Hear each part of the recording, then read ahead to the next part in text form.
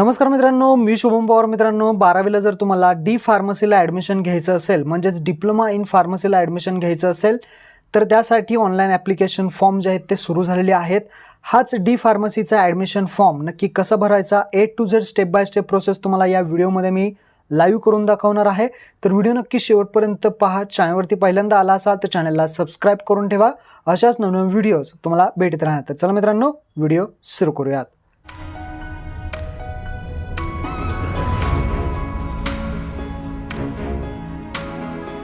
तर मित्रांनो, online admission form भरण्यासाठी सर्वात पहिल्यांदा तुम्हाला या वेबसाईटवरती यायचं आहे. phd22.dte.maharashtra.gov.in या वेबसाईटची लिंक तुम्हाला खाली डिस्क्रिप्शनमध्ये दिलेली आहे. इथं आल्यानंतर तुम्हाला दोन ऑप्शन दिसतील, न्यू रजिस्ट्रेशन, ऑलरेडी रजिस्टर. तर सर्वात पहिल्यांदा आपल्याला अकाउंट उघडायचं आहे. न्यू रजिस्ट्रेशन या ऑप्शनवरती क्लिक करायचं आहे. न्यू रजिस्ट्रेशन या ऑप्शनवरती क्लिक केल्यानंतर पर्सनल डिटेल्स तुम्हाला विचारेल. पहिल्यांदा कॅन्डिडेट फुल नेम, तुमचं इथे पूर्ण नाव टाकायचं आहे. जसं तुमच्या HSC मार्कशीट म्हणजे 12वीच्या मार्कशीटवरती जसं असेल तसं तुम्हाला इथे जे काही नाव आहे ते पूर्ण नाव इथे तुम्हाला टाकून घ्यायचं आहे. अगोदर आडनाव असेल तर अगोदर आडनाव टाका. जे काही तुमच्या 12वीच्या मार्कशीटवरती नाव असेल तेच नाव टाकायचं आहे. काहीही चुका करू नका, नाहीतर नंतर तुम्हाला प्रॉब्लेम येऊ शकतो. त्यानंतर तुम्हाला खाली विचारलेलं आहे फादर नेम, वडिलांचं नाव टाकायचं आहे. जे काही तुमच्या मार्कशीटवरती जसं असेल तसं टाकून द्या.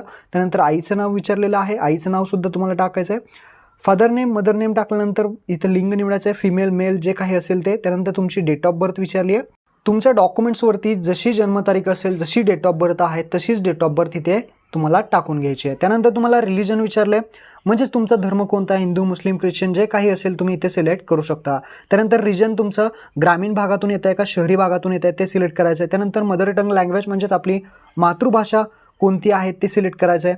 त्यानंतर ॲन्युअल फॅमिली इन्कम, वार्षिक कौटुंबिक उत्पन्न तुमचं किती आहे ते तिथे सिलेक्ट करायचं आहे. त्यानंतर आधार नंबर इथं मॅन्डेटरी येणे, टाकला नाही तरी चालेल. त्यानंतर तुम्हाला नॅशनॅलिटी इंडियन सिलेक्ट करायची आहे. खाली यायचं आहे. कम्युनिकेशन डिटेल्स विचारले आहे, जसं तुमचा आधार कार्ड असेल किंवा तुमचे काही अदर डॉक्युमेंट्स असतील त्याच्यावरती कसा ॲड्रेस आहे ते तुम्हाला इथे टाकायचं आहे. ॲड्रेस लाईन 1, ॲड्रेस लाईन 2 इथे सगळे टाकून घ्या. स्टेट सिलेक्ट करा, महाराष्ट्र डिस्ट्रिक्ट सिलेक्ट करा, तालुका सिलेक्ट करा. त्यानंतर गावाचं नाव तुमच्या इथे तुम्ही सिलेक्ट करू शकता. त्यानंतर पिनकोड विचारला जाईल, तो पिनकोड टाका. त्यानंतर मोबाईल नंबर आणि ईमेल ID अशा प्रकारची जी काही कम्युनिकेशन डिटेल्स आहे, आत्ता जिथे तुम्ही राहताय ते काही डिटेल्स कम्युनिकेशनसाठी तुम्हाला इथे टाकून घ्यायचे आहेत. खाली तुम्हाला मोबाईल नंबर आणि ईमेल ID एकदम व्यवस्थित जे आहे ते इथे टाकून घ्यायचं आहे. ही सगळी माहिती टाकल्यानंतर तुम्हाला खाली यायचं आहे. खाली आल्यानंतर तुम्हाला एक पासवर्ड जनरेट करायचा आहे. पासवर्ड टाकताना तुमचं नाव @123 अशा प्रकारचा पासवर्ड जो आहे तो 8 कॅरेक्टर तुम्हाला टाकून घ्यायचा आहे. पासवर्ड बनवायचा आहे. पासवर्ड कन्फर्म पुन्हा एकदा पासवर्ड टाकायचा आहे आणि जे काही कॅप्चा कोड दिलेला असेल, सिक्युरिटी कोड आहे, त्या बॉक्समध्ये खाली जसं दाखवते तसं टाकून तुम्हाला सेव्ह आणि प्रोसीड ऑप्शनवरती क्लिक करायचं आहे. मी सगळी माहिती टाकून घेतलेली आहे. आता मी डायरेक्टली सेव्ह आणि प्रोसीड ऑप्शनवरती क्लिक करतो. सेव्ह आणि प्रोसीड केल्यानंतर इथे पाहू शकता मी जो मोबाईल नंबर टाकलेला आहे त्याच्यावरती एक OTP येईल. तो OTP टाकून तुम्हाला इथे व्हेरीफाय करून घ्यायचा. तर आपल्याला OTP आला आहे आणि व्हेरीफाय करूया. व्हेरीफाय केल्यानंतर तुम्हाला एक ॲप्लिकेशन ID मिळेल. लक्षात ठेवा, जे काही रजिस्ट्रेशन तुमचं आता सक्सेसफुली झालेलं आहे. हा ॲप्लिकेशन ID कॉपी करून ठेवा. पासवर्ड जो बनवलेला आहे तो तुम्हाला माहीत आहे, तो पण लक्षात ठेवा. त्यानंतर खाली तुम्हाला प्रोसीड टू कंप्लीट ॲप्लिकेशन फॉर्मवरती क्लिक करायचं आहे. तुम्ही आता इथे येणार आहात. इथे तुम्हाला ॲप्लिकेशन ID जो काही भेटलेला आहे तो टाकायचा आहे, जो पासवर्ड बनवला आहे तो टाकायचा आहे आणि साइन इन ऑप्शनवरती क्लिक करायचं आहे. आपण इथे लॉग इन करून घेऊ. लॉग इन केल्यानंतर तुम्हाला अशी एक पॉपअप विंडो येईल. इथे तुम्हाला फॅसिलेशन सेंटर व्हेरिफिकेशन मोड ऑप्शन सिलेक्ट करायचा आहे. हे ते तुम्हाला 2 मोड विचारलेले आहेत. पहिला जो मोड आहे तो लक्षात घ्या, ई स्क्रुटनी मोड आहे. ई स्क्रुटनी म्हणजेच तुमचे जे डॉक्युमेंट्स आहेत, तुम्ही जे अपलोड करणार आहात ते ऑनलाईन पद्धतीने तुमचे चेक होतील आणि ऑनलाईन पद्धतीने व्हेरिफिकेशन होईल.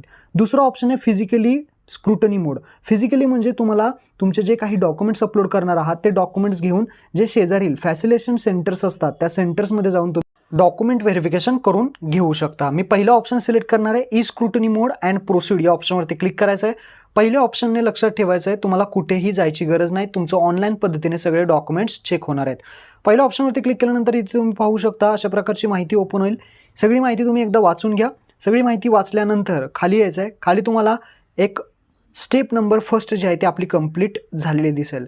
स्टेप 1 रजिस्ट्रेशन डिटेल्स आपली कंप्लीट झालेली आहे. आता आपल्याला बाकीच्या ज्या स्टेप्स आहेत त्या संपूर्ण स्टेप ज्या आहेत त्या फिल करायच्या आहेत. स्टेप नंबर 2 आहे फिल कोर्स डिटेल्स, तर इनकम्प्लीट या ऑप्शनवरती क्लिक करायचं आहे.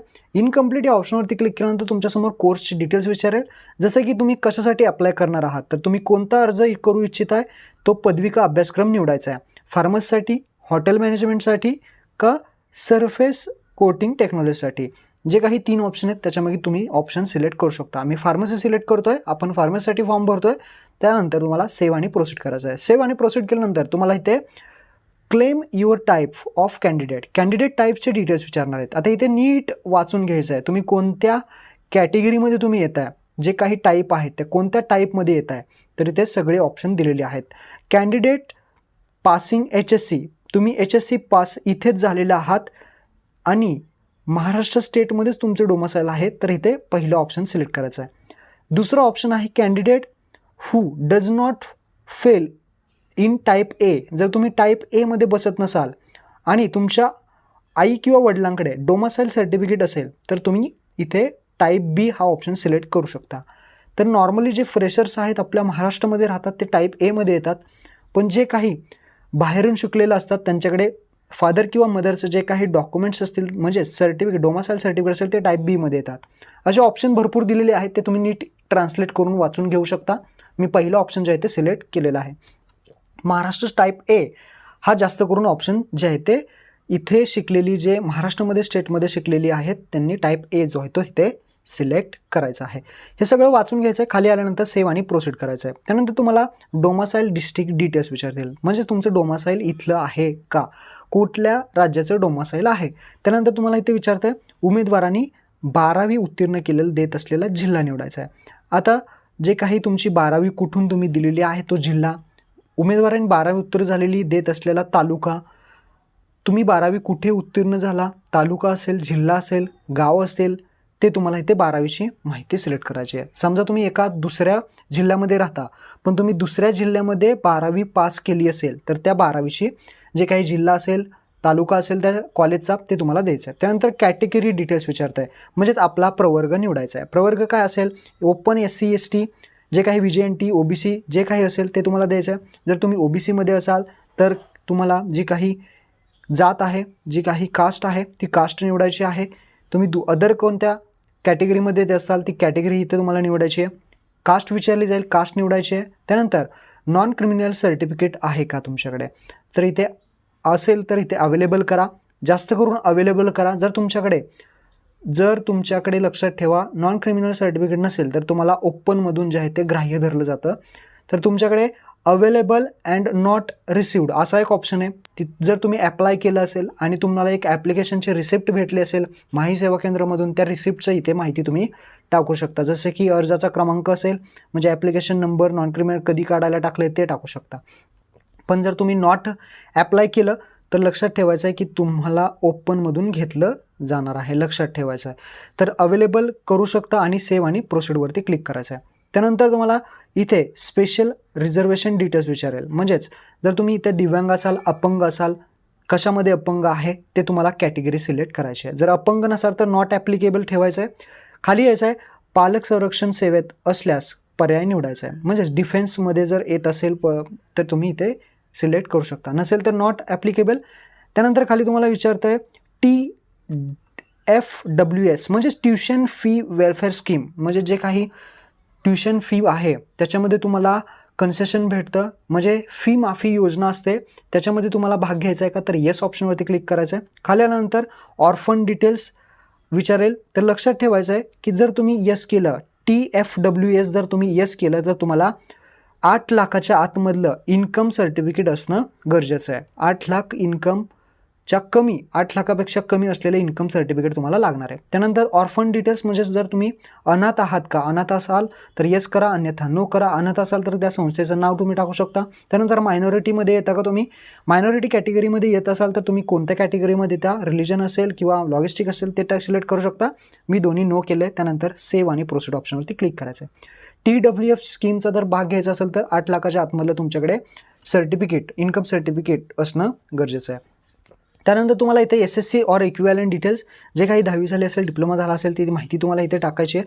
जसे की 10वी कुठे झाली, कोणत्या बोर्डमध्ये झाली, त्या बोर्डचं नाव, महाराष्ट्र बोर्ड, तसेच पासिंग कधी झाला 10वी, तुम्ही कोणत्या वर्षी तुम्ही 10वी पास झालेला आहात ते वर्ष तुम्हाला इथे टाकायचं आहे. इयर टाकल्यानंतर तुम्हाला SSC सीट नंबर विचारेल, 10वीचा आसन क्रमांक, जे काही तुमचं 10वीचं मार्कशीट असेल किंवा रिसिट असेल त्याच्यावरती तुम्ही चेक करा. त्यानंतर तुम्हाला किती मार्क्स पडलेले आहेत आणि कितीपैकी पडलेले आहेत ते तुम्हाला मार्क्स ऑफ 10 आणि आउट ऑफ मार्क्समध्ये टाकायचे. पर्सेंटेज तिथे ॲटोमॅटिकली येणार आहेत. पर्सेंटेज चेक करायचे. खाली आल्यानंतर HSC किंवा इक्विव्हॅलंट डिटेल्स जे काही 12वीचे मार्क्स असतील ते तुम्हाला इथे द्यायचे आहेत. आता काय काय माहिती टाकायची आहे लक्षात ठेवा. इथे तुम्हाला HSC school name and full address with district and taluka. काय म्हटलं इथं तर HSC स्कूल नेम तुमच्या 12वीच्या शाळेचं नाव विथ त्यालाच जोडून तुम्हाला काय टाकायचं आहे, जे काही डिस्ट्रिक्ट असेल, ॲड्रेस असेल, तालुका, त्या शाळेचा ॲड्रेस, तालुका, जिल्हा सगळं टाकायचं आहे. खाली आल्यानंतर तुम्हाला HSC बोर्ड्स निवडायचं आहे. महाराष्ट्र सिलेक्ट केलं. त्यानंतर तुम्ही HSC म्हणजेच 12वी कधी पास झालेला आहात. 12वी तुम्ही जे काही 22ला पास झाला असाल 2022 सिलेक्ट करा. जर तुम्ही बॅकलॉग असाल 22मध्ये तर बॅकलॉग सिलेक्ट करू शकता. आपला इथं फ्रेशर असतील तर त्यांचा बॅकलॉग येणार नाही. मी डायरेक्ट 22 सिलेक्ट केलेला आहे. त्यानंतर HSCची स्ट्रीम 12वीची शाखा तुमची इथं कोणती होती, सायन्स होती का, आर्ट्स होती का, जे काही असेल इथे ते निवडायचं आहे. त्यानंतर HSC seat number. HSC seat number म्हणजेच जे काही तुमचा नंबर होता सीट नंबर तो टाकायचा आहे. त्यानंतर कॅन्डिडेट फुल नेम, तुमचं जे काही HSC सर्टिफिकेटवरती नाव होतं ते तुम्हाला HSC मार्कशीटवरती जसं नाव आहे तसं टाकायचं आहे. खाली आल्यानंतर तुम्हाला इथे लक्षात ठेवेल फेच HSC डाटावरती क्लिक करायचं आहे. फेच HSC डाटावरती क्लिक केल्यानंतर ॲटोमॅटिकली तुमचे काही जे मार्क्स असतील, किती मार्क्स तुम्हाला पडले, पर्सेंटेज किती पडले ते ॲटोमॅटिकली येईल. तुम्हाला सेव्ह आणि प्रोसीड ऑप्शनवरती क्लिक करायचं आहे. सगळं बरोबर आहे का चेक करायचं आहे. त्यानंतर सेव्ह करायचं. त्यानंतर अपलोड फोटो आणि सिग्नेचर, तुम्हाला फोटोग्राफ हा ऑप्शन सिलेक्ट करायचा आहे. त्यानंतर तुम्हाला लक्षात ठेवा इथे सिग्नेचरसुद्धा अपलोड करायची आहे, फोटोग्राफसुद्धा अपलोड करायचा आहे. मी फोटोग्राफ अपलोड करतो आहे. इथे गॅलरीचा एक सिम्बॉल दिसतोय त्यावरती क्लिक करायचं आहे. त्यानंतर तुमच्या गॅलरीमधून किंवा तुमच्या PC मधून इथे तुम्हाला जो काही फोटो असेल, फोटोग्राफ साईज, जास्त करून बॅकग्राऊंड जे काही व्हाईट असेल तो फोटो अपलोड करा. बॅकग्राऊंड फोटो जो व्हाईट असेल, तुमचा कलर फोटो जो आहे तो इथे अपलोड करायचा आहे. क्रॉप करायचा असेल तर तिथे ऑप्शन आहे क्रॉप, तुम्ही अशा प्रकारे करू शकता. आणि शेवटचा तिथे ऑप्शन दिलेला आहे अपलोड ऑप्शनवरती क्लिक करायचं आहे. अपलोड केल्यानंतर हा फोटोग्राफ इथे अपलोड झालेला आहे. त्यानंतर सिग्नेचर ऑप्शन सिलेक्ट करायचा आहे, इथे क्लिक करायचं आहे. त्यानंतर सिग्नेचर अपलोड करायची आहे. क्रॉप करायची असेल तर इथे ऑप्शन आहे, ते वर क्रॉप करू शकता. आणि त्यानंतर तुम्हाला अपलोड ऑप्शन दिसेल शेवटी, त्या ऑप्शनवरती तुम्हाला क्लिक करायचं आहे. अपलोड करूयात. अपलोड इथे आपलं पाहू शकता, फोटो आणि जो सिग्नेचर आहे ते इथे अपलोड झालेले आहे. त्यानंतर खाली तुम्हाला सेव्ह आणि प्रोसीड ऑप्शनवरती क्लिक करायचं आहे. त्यानंतर तुम्हाला जे काही डॉक्युमेंट्स आहेत ते अपलोड करायचे आहेत. अपलोड रिक्वायर्ड डॉक्युमेंट्स, तर इथे आपल्याला डॉक्युमेंट्स अपलोड करायचे आहेत. जे काही JPG PDF फॉर्मॅटमध्ये तुम्ही अपलोड करू शकता. 500 KB पर्यंत तुम्ही अपलोड करू शकता. इथे तुम्हाला candidate of Indian nationality in the name of the candidate, म्हणजे जे कॅन्डिडेट आहेत त्या स्टुडंटचं इथे तुम्हाला डोमासाईल पहिल्या कॉलममध्ये अपलोड करायचं. त्यानंतर caste certificate, non criminal, income certificate, अशा प्रकारचे 4-5 डॉक्युमेंट्स असतील. ओपनसाठी वेगळे डॉक्युमेंट्स असतील. ओपनसाठी कास्ट सर्टिफिकेट, नॉन क्रिमिनल हा ऑप्शन नसेल, तर जे कॅटेगरीमध्ये असतात त्यांना हे 5 ऑप्शन देण्यात येणार आहेत. त्यानंतर सर्टिफिकेट ऑफ इंडियन नॅशनॅलिटी म्हणजेच डोमासाईल जे सर्टिफिकेट आहे तेच तुम्हाला इथे अपलोड करायचं आहे. चूज फाईलवरती क्लिक करायचं आहे. जे काही डोमासाईल सर्टिफिकेट असेल ते तुम्हाला इथे सिलेक्ट करायचं आहे गॅलरीमधून. आणि इथे तुम्हाला अपलोड ऑप्शन दिसेल राईट साईडला, या अपलोड ऑप्शनवरती क्लिक करायचं आहे. तर इथे आपण अपलोड करूयात. डोमासाईल नॅशनॅलिटी आपली अपलोड झालेली आहे. इथे व्ह्यू करायचं असेल तर व्ह्यू करून बघू शकता. दुसरं डॉक्युमेंट आहे कास्ट सर्टिफिकेट. ओपनमध्ये असाल तर कास्ट सर्टिफिकेट नाही लागणार, पण जर तुम्ही कॅटेगरीमध्ये असाल तर कास्ट सर्टिफिकेट नक्की अपलोड करा. इश्युइंग ऑथॉरिटी तुमच्या ऑथॉरिटी म्हणजेच तुमच्या सर्टिफिकेटवरती असेल की तुम्हाला हे सर्टिफिकेट कोणी दिलं आहे. कलेक्टर असेल, सब डिव्हिजनल ऑफिसर असेल किंवा तहसीलदार, ते ऑप्शन दिसतील. त्यानंतर डिस्ट्रिक्ट तुम्ही कोणत्या डिस्ट्रिक्टमधून काढलेला आहे, तालुका कोणता आहे तुमचा, त्या सर्टिफिकेटवरती माहिती आहे ते तुम्ही इथे सिलेक्ट करायचे. त्यानंतर जे काही कास्ट सर्टिफिकेट आहे ते अपलोड ऑप्शनवरती क्लिक करून हे अपलोड करून घ्यायचं आहे. आपलं इथे कास्ट सर्टिफिकेटसुद्धा अपलोड झालेलं आहे. तुम्ही PDF एखादं डॉक्युमेंट्स तुम्हाला अपलोड करायचं ते सुद्धा तुम्ही करू शकता. मी इथे आता पाहू शकता इन्कम सर्टिफिकेटसुद्धा अपलोड केलेलं आहे.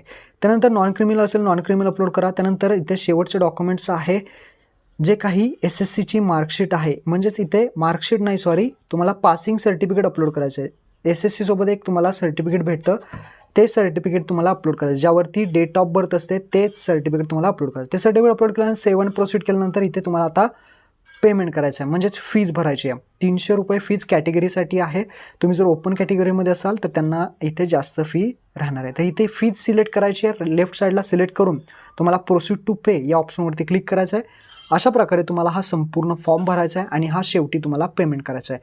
पेमेंट केल्यानंतर तुमचं जे काही डॉक्युमेंट व्हेरिफिकेशन आहे ते होणार आहे. डॉक्युमेंट व्हेरिफिकेशनमध्ये काही प्रॉब्लेम येत असेल तर ते तुम्हाला पुन्हा अपलोड करावे लागेल. तर अशा प्रकारे हा फॉर्म भरायचा होता. हा व्हिडिओ तुम्हाला आवडला तर मित्रांनो नक्की शेअर करा. धन्यवाद. जय हिंद, जय महाराष्ट्र.